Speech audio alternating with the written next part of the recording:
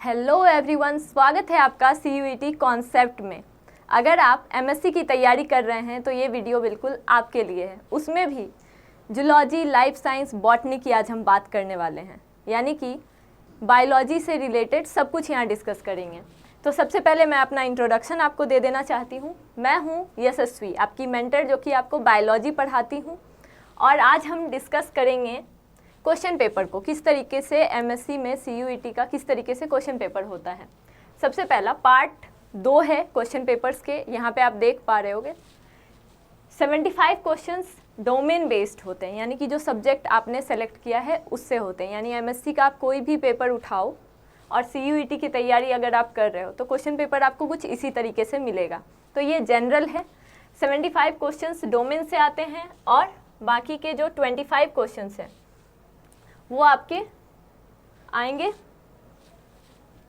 Part 1 में, जो कि इसमें बहुत कुछ स्टडी करना होता है, रीजनिंग आ जाते हैं, मैथमेटिकल बहुत कुछ है इसमें, इसको भी डिस्कस करेंगे। लैंग्वेज भी इसमें आ जाता है, इसको डिटेल में समझेंगे। सबसे पहले क्वेश्चन पेपर को समझ लेते हैं। पार्ट ए, पार्ट बी में आपका पूरा क्वेश्चन पेपर होगा, यानी कि 2 ही पार्ट में क्वेश्चंस हैं। 25 जनरल आएंगे आपको क्वेश्चंस। टाइम जो आपको मिल जाएगा इस पूरे क्वेश्चन पेपर को कंप्लीट करने के लिए वो है 120 मिनट्स। 120 मिनट्स काफ़ी होते हैं।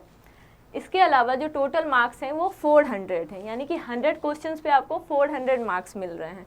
हर एक क्वेश्चन पे 4 मार्क्स हैं, और अगर आप एक भी निगेटिव करते हो तो -1 हो जाएगा, यानी कि निगेटिव मार्किंग इसमें है।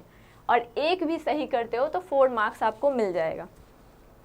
CUET MSc जूलॉजी का प्रीवियस ईयर क्वेश्चन हम लोग आगे डिस्कस करेंगे। इसकी कंप्लीट एनालिसिस वीडियो आपको मिल जाएगी यूट्यूब पे आने वाले टाइम में। आगे बढ़ते हैं, चलिए अब समझते हैं कि किस तरीके का पैटर्न होगा, इसको डिटेल में समझते हैं। पार्ट ए को समझना बहुत ज़रूरी है, क्योंकि पहले भी मैंने डिस्कस किया कि किस तरीके से क्वेश्चंस आ रहे हैं। 100 क्वेश्चंस होंगे, पार्ट ए पार्ट बी होगा, और सारे क्वेश्चंस क्या हैं, कंपलसरी हैं। पार्ट ए में आपको 25 क्वेश्चंस मिलते हैं बेस्ड ऑन लैंग्वेज, इसमें मिलेगा, कॉम्प्रिहेंशन होगा, वर्बल एबिलिटी होगी, जनरल अवेयरनेस होगा, mathematical quantitative ability and analytical skills. इसकी तैयारी आप कहाँ करेंगे, क्योंकि ज़्यादातर प्लेटफॉर्म्स क्या हैं, आपको तैयारी क्या कराते हैं, पार्ट बी की। हम आपको पार्ट ए की भी तैयारी कराएंगे। तो पार्ट ए के जो भी क्वेश्चंस हैं इसको भी कैटर करने के लिए हमारे पास बहुत सारे तरीके हैं, इसको हम लोग आगे समझेंगे। पार्ट बी में 75 क्वेश्चंस हैं जो कि सब्जेक्ट स्पेसिफिक होंगे, और इसकी तैयारी मैं आपको करवाऊंगी। और ये आप तैयारी अगर करना चाहते हैं MSc जूलॉजी, बॉटनी या लाइफ साइंस में से किसी की भी तैयारी आप कर रहे हैं, आपको एडमिशन चाहिए आगे, मास्टर्स में आपको एडमिशन लेना है, तो आप ये कोर्स ज्वाइन कर सकते हो। मात्र 3000 रुपीज़ है। इस कोर्स को आप 3000 में परचेज कर सकते हो, इससे कम में तो नहीं मिलेगा, और पार्ट ए पार्ट बी दोनों की ही तैयारी आपकी हो जाएगी। चलिए आगे बढ़ते हैं। अब सिलेबस को समझते हैं, क्वेश्चन पेपर किस तरीके का आया था उसको थोड़ा डिटेल में आज समझेंगे हम लोग। तो चलिए स्टार्ट करते हैं। जैसा कि आप यहाँ पे देख पा रहे होंगे, सिलेबस में कुछ यहाँ पे हेडिंग्स मैंने लिख करके रखे हैं, उसके बगल में आपको क्वेश्चंस दिखाई दे रहे हैं कि इतने क्वेश्चन, नंबरिंग कुछ की हुई है। इसको डिटेल में समझते हैं। सबसे पहला जो यहाँ टॉपिक जो मैंने लिख रखा है वो है सेल बायोलॉजी। इसमें सेल के स्ट्रक्चर से रिलेटेड बहुत सारी चीज़ें हम लोगों को पढ़नी होती है। न्यूक्लियस, ऑर्गेनेली जो भी हैं उनको डिस्कस करते हैं हम लोग। इसमें आपको टोटल 10 क्वेश्चंस इससे आ जाते हैं। ये कब का एनालिसिस अगर मैं बताऊं, क्वेश्चन कोड यहाँ लिखा हुआ है SCQP28। ये 2022 का क्वेश्चन पेपर था, और सेल बायोलॉजी से 10 क्वेश्चंस आ गए थे। मतलब आप देख रहे हो नंबर्स कितने ज़्यादा हैं, बहुत ज़्यादा नंबर्स हैं ये 10 क्वेश्चंस। मतलब आपके कितने, हर एक क्वेश्चन पे 4 मार्क्स मिल रहे हैं, यहाँ 40 मार्क्स सीधे सीधे आ जाएंगे अगर सेल बायोलॉजी आपने अच्छे से प्रिपेयर की है तो। इसके बाद आता है बायोकेमिस्ट्री। बायोकेमिस्ट्री के 5 क्वेश्चंस आ जाते हैं। नेक्स्ट आपको जो हेडिंग मिल रही है वो है मॉलिक्यूलर बायोलॉजी।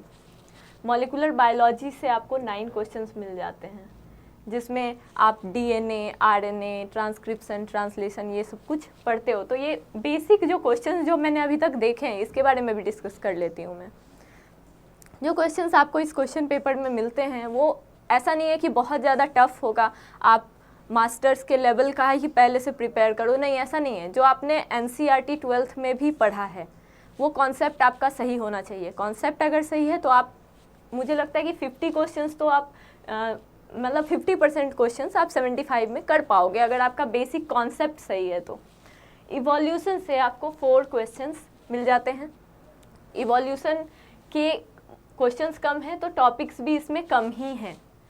उसके बाद नेक्स्ट एक बड़ा यूनिट आता है, मैंने एक साथ में लिखा है, ecology, biodiversity and environment, conservation. इससे आपको 9 क्वेश्चंस मिल जाते हैं। इसको मैंने एक जगह पे कर दिया है, ऐसे इकोलॉजी अलग होती है बायोडाइवर्सिटी से, लेकिन इनको मिला करके क्योंकि कॉन्सेप्ट लगभग एक दूसरे से रिलेटेड हैं इसलिए इसको साथ रखा है और इससे 9 क्वेश्चंस आपके आ जाते हैं और ये काफ़ी ज़्यादा क्वेश्चंस है।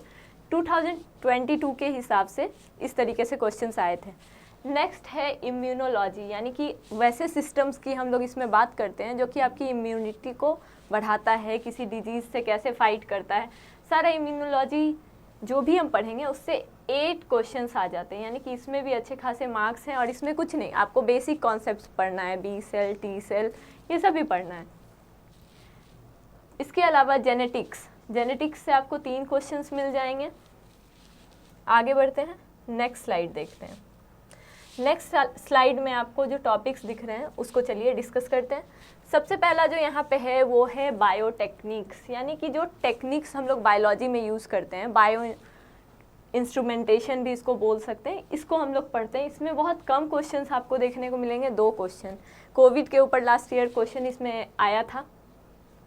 इसके अलावा नेक्स्ट है वर्टिब्रेट्स एंड इनवर्टिब्रेट्स, इनके स्ट्रक्चर से रिलेटेड क्वेश्चंस आते हैं और ये 4 क्वेश्चंस आते हैं।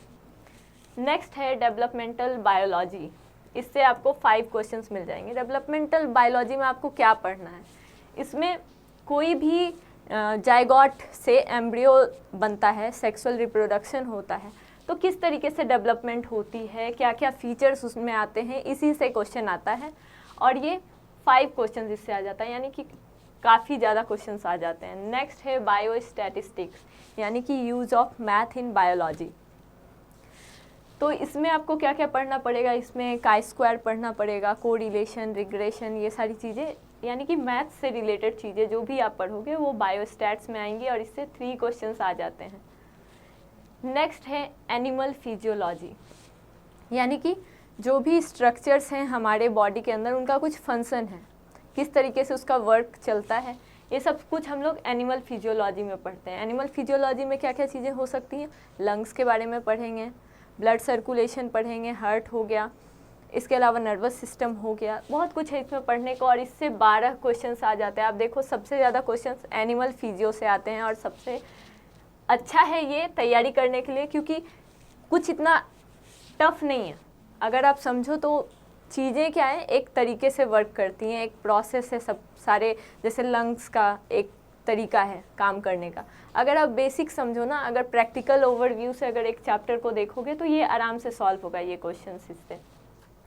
नेक्स्ट है रिकॉम्बिनेंट डीएनए टेक्नोलॉजी, इससे लास्ट ईयर जो 2022 में देखा था इससे 1 क्वेश्चंस आए थे।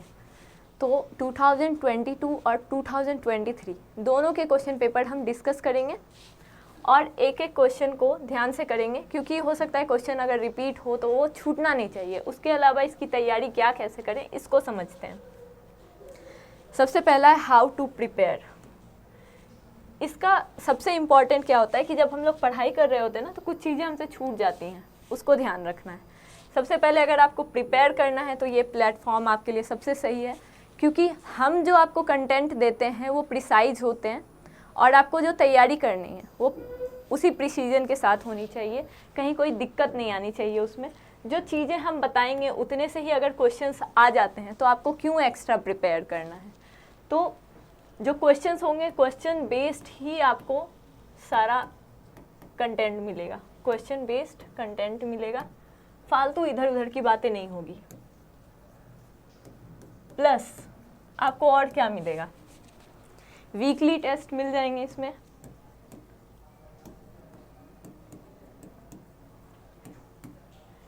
टॉपिक वाइज टेस्ट होगा,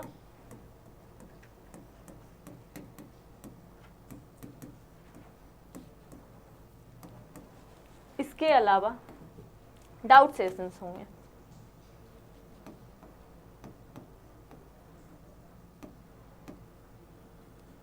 अब है कि कैसे प्रिपेयर करेंगे, ये सारी चीज़ें तो आपको मिल जाएंगी, ये प्रिपरेशन के लिए काफ़ी हैं। इसके अलावा कुछ चीज़ें जैसे कि बुक की लिस्ट की यहाँ अगर मैं बात करूँ, आप अगर खुद से भी, जैसे कि हम तो पढ़ा देंगे आपको, उसके बाद आपको भी खुद से उसके ऊपर मेहनत करनी है, उसको बार बार रीड करना है। तो उसके लिए कुछ इम्पॉर्टेंट बुक्स इम्पॉर्टेंट हैं जिनको हम लोग यहाँ पे डिस्कस करेंगे। सबसे पहला अगर जो मैं बात करूँ वो मैं NCERT की बात करूँगी। NCERT की बुक कभी आप मत छोड़ो, ये आपका रामायण है, यही आपका महाभारत है, यानी कि इसको छोड़ के आप कहीं नहीं जा सकते हो। NCERT में जो बुक डिज़ाइन की जाती है वो कंप्लीट इस तरीके से डिज़ाइन की जाती है कि ये आपको हमेशा काम आएगी। तो आप क्वेश्चंस भी अगर उठा करके जब मैं डिस्कस करूँगी ना, तो मैं NCERT का लाइन बाय लाइन वहाँ पे शेयर भी करूँगी कि इस चैप्टर का इस लाइन से देखो ये क्वेश्चन आया है, तो आपको समझ में आएगा कि NCERT का क्या इंपॉर्टेंस है। आप और भी अलग अलग प्लेटफॉर्म पे जाओगे तो आपको बहुत बड़े बड़े बुक्स के नाम बता दिए जाएंगे, लेकिन मैं बोलूँगी कि नहीं, आपको इतने सारे बुक्स की ज़रूरत नहीं है। आपको अगर तैयारी सही से करनी है तो बेसिक सबसे पहले अपना कॉन्सेप्ट सही रखो। कॉन्सेप्ट सही होगा तो कहीं कोई दिक्कत नहीं होगी। आपको बहुत सारे बुक्स लोग बोल रहे हैं कि बायोकेमिस्ट्री की अलग पढ़ो, इम्यूनोलॉजी के लिए अलग पढ़ो। नहीं बच्चे, आपका कंटेंट इतना ज़्यादा नहीं है कि आप सारे बुक्स अलग अलग पढ़ो। इसके अलावा कुछ यूनिट्स हैं जो कि आप पाथफाइंडर से पढ़ सकते हो। पाथफाइंडर उसके लिए सही है कुछ यूनिट्स के लिए, सारे यूनिट्स के लिए पाथफाइंडर सही नहीं है। मुझे लगता है इससे ज़्यादा आपको और कहीं नहीं जाने की ज़रूरत पड़ेगी। पाथफाइंडर हो गया, बेसिक जो टॉपिक्स हैं उसको, कॉन्सेप्ट जो हम आपको सिखाएंगे, समझाएंगे, तो प्रोसेस जो भी हम बताएंगे, हम नोट्स भी आपको प्रोवाइड करेंगे। तो ये कहीं और से बहुत ज़्यादा बुक्स से नहीं लिए गए हैं, प्रिसाइज कंटेंट्स होंगे। और पाथफाइंडर के कौन कौन से ऐसे चैप्टर होंगे जो कि आपको पढ़ने हैं। सबसे पहले आप देख लो बायोटेक्निक्स, ये पाथफाइंडर का होना चाहिए। ये जो आपका है बायोटेक्निक्स, ये पाथफाइंडर से आप पढ़ सकते हो। इसके अलावा एनिमल फिजियोलॉजी का भी कुछ सेक्शंस देख सकते हो, और रिकॉम्बिनेंट DNA टेक्नोलॉजी। इसके अलावा बायोकेमिस्ट्री पूरा पाथफाइंडर आप देख लो, कहीं कोई दिक्कत नहीं है। इकोलॉजी इवोल्यूशन भी उससे देख लो। आप समझ लो कि आधा आपका काम ना पाथफाइंडर पढ़ लेने से ख़त्म हो जाएगा। इम्यूनोलॉजी की भी उससे आप थोड़ी बहुत देख सकते हो, इससे भी काफ़ी क्वेश्चंस आपको मिल जाएंगे।